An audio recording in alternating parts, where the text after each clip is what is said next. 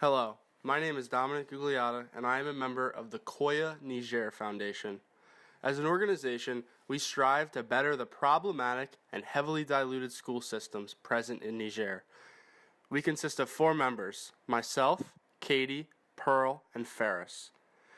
Our mission statement: the Koya Niger Foundation is a non-profit organization working to increase the education of Nigerian children and create further progress with the country's literacy rate and other schooling factors.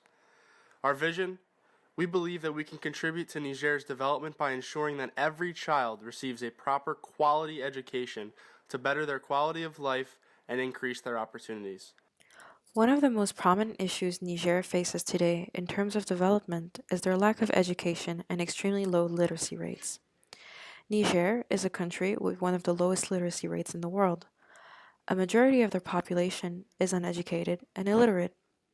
According to the World Bank, in 2012, they had a literacy rate of roughly 15% for people ages 15 and above.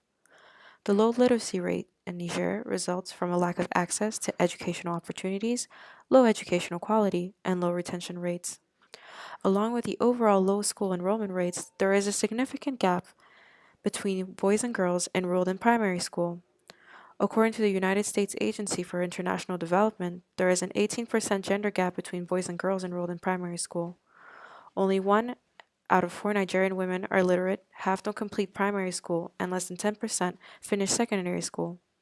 This gender gap in education is another indicator in the lack of development within Niger.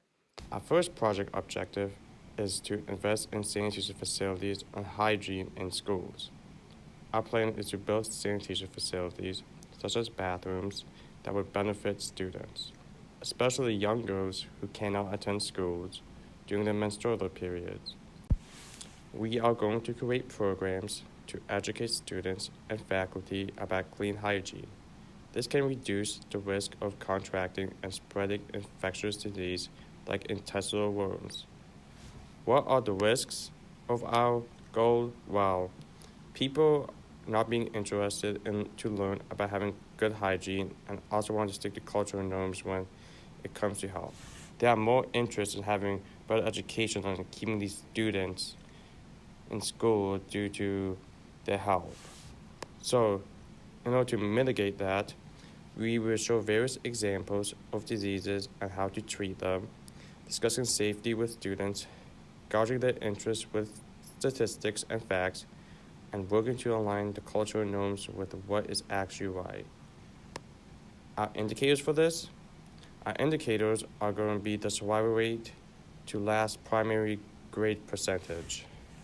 The second project objective that we hope to have involves food supplies. The plan is we will provide free lunches to students, and we will be reducing the hunger problem that Nigerian children face. Hunger affects school attendance and reduces learning abilities. The risk with this is the disease and possible illnesses. Improper hygiene and the mishandling of food places the possibility on the children to spread harmful diseases that could infiltrate the food supplies and make it more harmful for students to be sick. Another risk is the dependence on local farmers' production. Unlike commercial agriculture, local farmers use traditional agricultural methods that aren't sustainable. They rely heavily on the climate for productivity. With the degradation of the environment, droughts are more probable and can affect quality and quantity of yield, thus affecting the food supplies. How will we mitigate these problems? Sanitation. Taking extra precautionary measures to relieve the possible diseases that exist by making sure that before the food is served to the children, the food is safe to eat. We will also mitigate by unsustainable yields. The cheapest alternative to local farmer food supplies, if production is down, is by importing staple crop foods from neighboring countries. The number one indicator that we will look to see if this has become successful is the primary school net enrollment rate. Our third objective is to invest in school supplies. Our plan is working to bring in more school supplies for students so that they can focus on school without the lack of school supplies and poor quality school supplies. One of the risks is finding good enough quality textbooks with up-to-date information that applies to the cultural beliefs of the community. One way to mitigate this risk is to work with teachers, professors, and textbook publishers to find textbooks and supplies that adhere with the different cultures' ideologies and are also useful in learning. One of our indicators to tell if our objective is successful is the primary school net attendance ratio. Our timeline for implication begins in year 1, where we begin implementing objectives into different parts of the country and set up test school systems and compare them to control groups of children. In year 2, we hope to continue to implement food supplies as the number one priority in these schools, so children can begin to be fed while at school. In year 3, we begin looking at the differences between the control and the newly implemented school systems to see if adjustments need to be made. Year 4, we hope to see if any children have feedback regarding the current changes and constantly listen to the public, work on finishing the first 2 adjustments, and continue progress on updating school supplies. By year 5, hopefully we start to see the adjustments take place. We hope to gather data and analyze results from the changes.